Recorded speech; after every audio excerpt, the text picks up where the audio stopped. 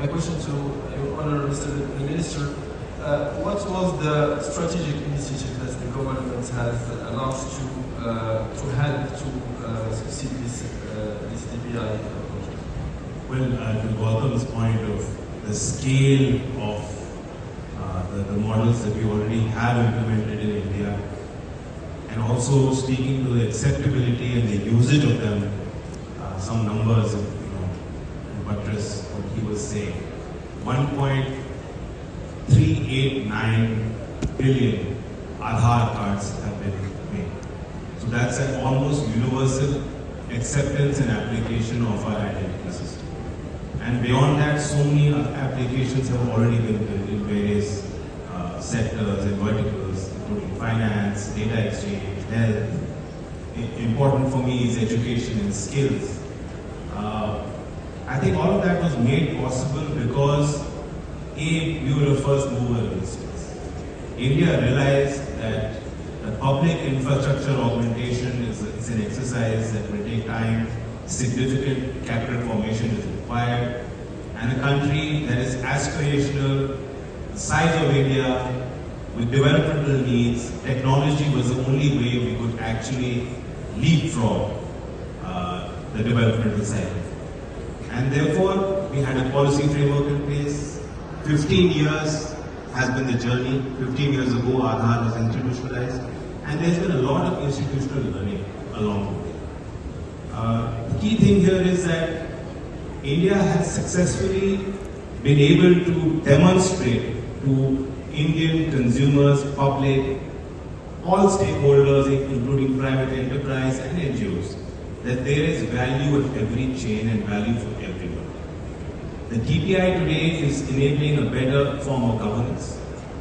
In healthcare, it is building resilience because, during COVID, the COVID shock, which destabilized many major economies of the world, using DPI, we were able to vaccinate 2.2 billion people. And in education and skills, today, we have in education 2 major DPIs that are really implementing and enabling a learning for people who are outside the formal education system. One is Diksha, which is the digital infrastructure for knowledge sharing, which is applicable for the K-12 system in schools.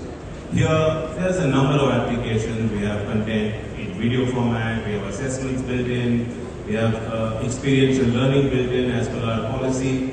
We have screening apps for early screening for disability built into that platform. And because we have 250 million school children at any time in India, you can understand at what scale Diksha has been done.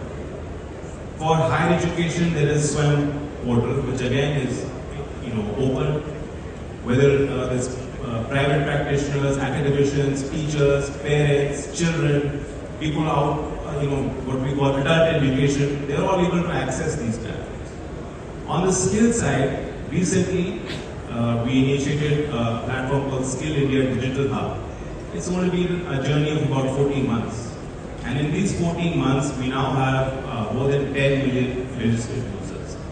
This is our ecosystem where we bring in elements of the labor information management system. We bring in elements of connecting job seekers with corporate enterprise, matching their skills to the openings that are there. And we also provide complete information for our training partners, for our institutions, for our higher education institutions, for our skilling partners, free online courses, and hours and hours and hours of content which is made available. So there is value for everyone. And I think what India has really shown is that for countries, especially in the South-South, conceptualization and post G20, where India held presidency in India, and of course the African Union was a major participant, stakeholder in that event, and we helped knock out some elements that can help take DPI to the world. We all agreed in that G20 to build a framework. We all agreed that there should be a global repository of all the innovative models that countries are adopting and using. And a social impact fund was set up by India as well, where our government has pledged $25 million for the adoption of these technologies in our countries. So just to spell out some initiatives. Yeah, thank you for these insights and how the government